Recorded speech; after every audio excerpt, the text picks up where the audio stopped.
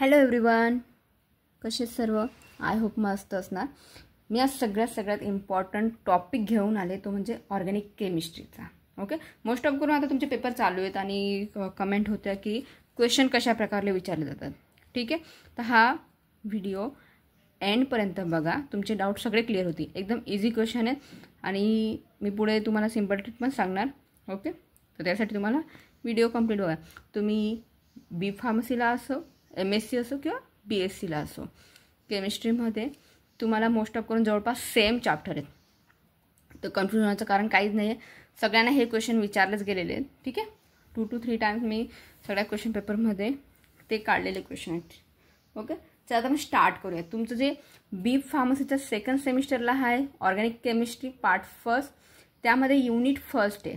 ठीक आहे, आता युनिट फर्स्टमध्ये तुम्हाला कुठले क्वेश्चन विचारले जातील ते मी आधी घेते. ठीक आहे, आता त्यामध्ये तुम्हाला विचारले जाऊ शकतात.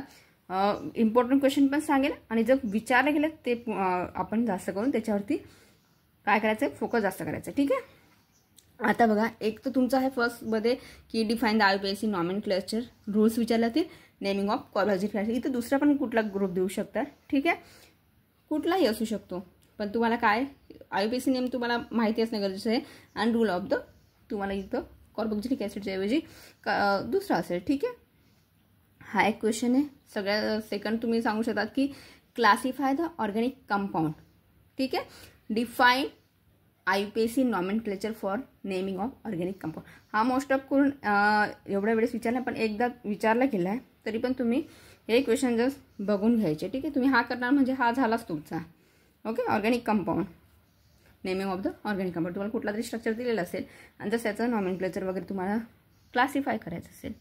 ठीक आहे, आणि सगळ्यात इम्पॉर्टंट, व्हेरी इम्पॉर्टंट, कारण की हा विचारला गेला, भरपूर वेळेस विचारला जातो.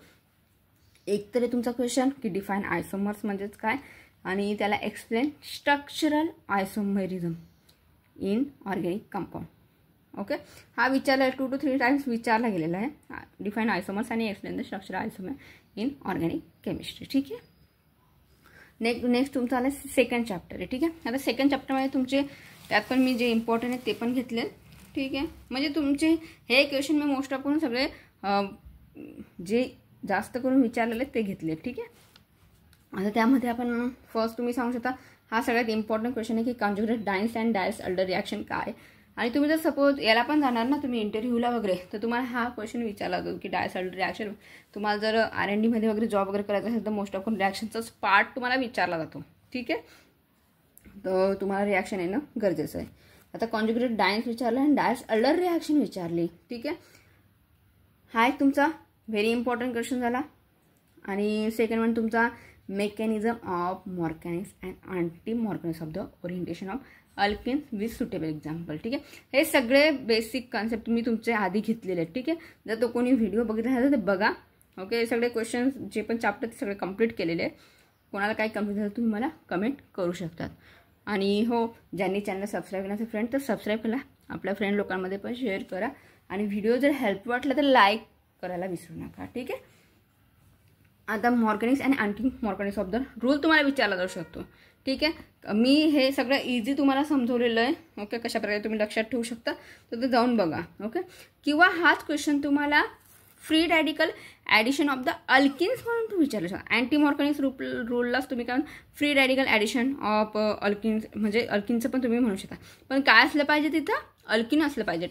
ठीक आहे, जर अदर असतील तर मग तुम्हाला त्या प्रकारे रिॲक्शनमध्ये चेंजेस असतील. ठीक आहे, अल्किन असेल तर सांगते मी. ठीक आहे, free radical addition reaction of alkynes.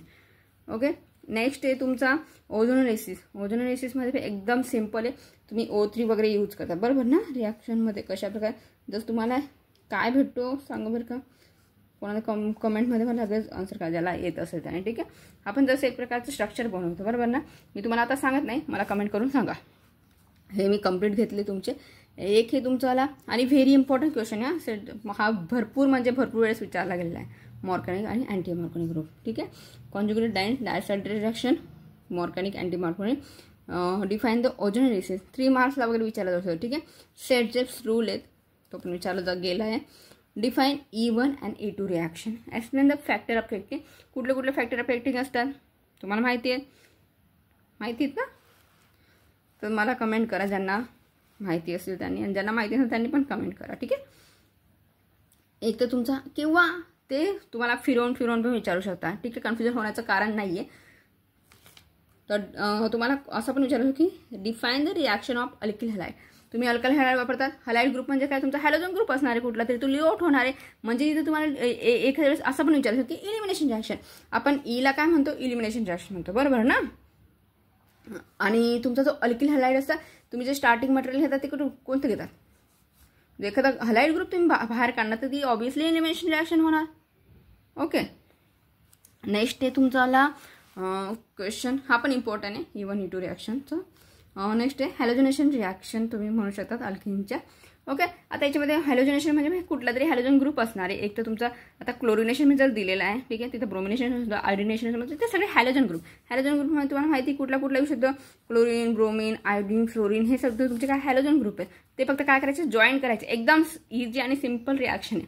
तुम्हाला इथं सल्फोनेशन रिॲक्शन विचारू द्या की नायट्रो, तिथं फक्त तुम्हाला काय करायचं, जो ग्रुप दिलेला असेल तो फक्त जॉईन करायचा असतो, ठीक आहे. म्हणून म्हणते की बेसिक पार्ट आधी बघा, काय कन्फ्युजन तुम्ही मला विचारा, ठीक आहे. हा क्वेश्चन तर आपण कव्हर केला. अँटीमॉर्फॅनिक ग्रुपलाच तुम्ही काय म्हणता, फ्री रॅडिकल ॲडिशनला. आता युनिट नंबर 3 जे इम्पॉर्टंट आहे ते तुम्ही व्हेरी इम्पॉर्टंट करू शकता. VVV राईट डाऊन करून दिले, ठीक आहे. हा तुम्हाला जर 7 मार्क्स वगैरे विचारला जाऊ शकतो, ठीक आहे. नेक्स्ट आहे तुमचा युनिट नंबर 3. आता युनिट नंबर 3मध्ये पण तर इम्पॉर्टंट क्वेश्चन आहे. सगळेच इम्पॉर्टंट म्हणजे मी सगळेच, कारण की हे सगळे बेसिक पार्ट आहे आणि एकदम इझी आहे, तुम्ही एका याच्यात करू शकता, ठीक आहे. आता डिफाईन द व्हेरिकल, आणि कोणाला काय प्रॉब्लेम असतील ना तुम्ही मला कमेंट करा, म्हणजे आपण काय करू, क्वेश्चन पेपर पण सॉल्व्ह करून घेऊया, ठीक आहे.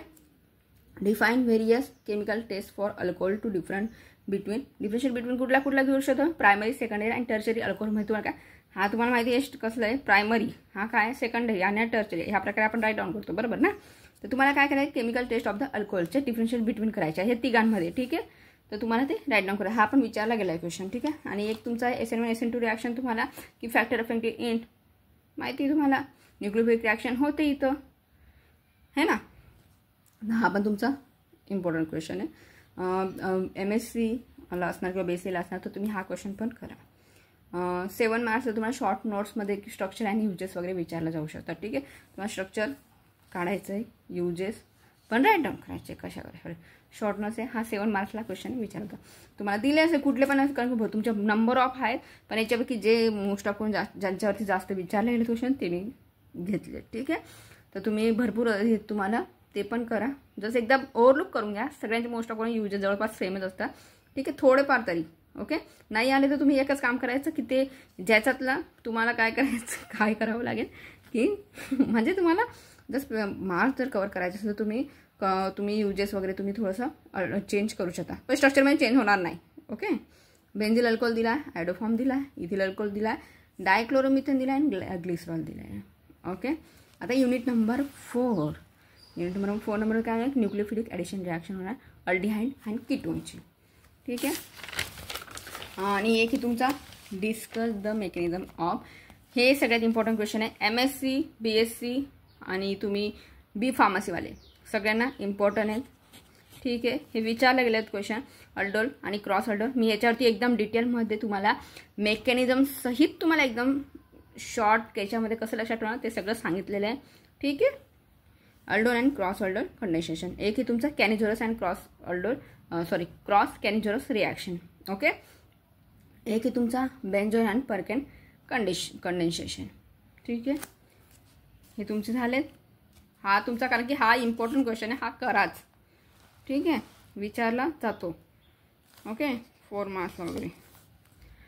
Write the short notes. आता मी तेच बोलली, स्ट्रक्चर वगैरे तुम्हाला काढलेलं, युजेस वगैरे लिहायला असतील.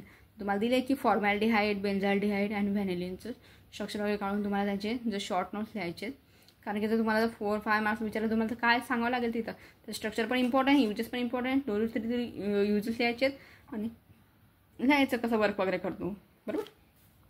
आणि तुमचं एक हे लास्ट चॅप्टर ते म्हणजे युनिट नंबर 5. आता युनिट नंबर 5मध्ये पण थोड्या प्रमाणात आहेत काही इम्पॉर्टंट क्वेश्चन, म्हणजे तुम्ही हे पण क्वेश्चन करून ठेवा असं माझं म्हणणं आहे.